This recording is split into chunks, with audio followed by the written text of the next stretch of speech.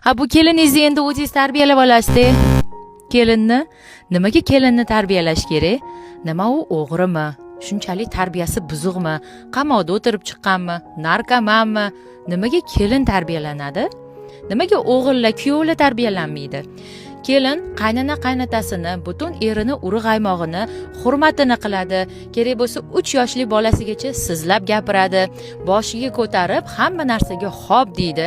Xizmatini beminnat qiladi-yu, nimaga endi kuyovlarga o'rgatilmaydi? Kelinni, ayolni, onasini hech bo'lmaganda bir oyda bir marta borib xabar olishga, oyjon deyishga nimaga kuyovlarga o'rgatilmaydi? Nimaga qizlar erga tegan xonadonida birinchi kundan boshlab qaynonasini oyjon deydi-yu, kuyovlar demaydi? G'ururi bas kelmaydi bu narsani aytishiga. Nima o'g'il bolalarning onasi ona-yu, qizlarning onasi yerdan chiqqan qo'ziqorinmi? Nimaga?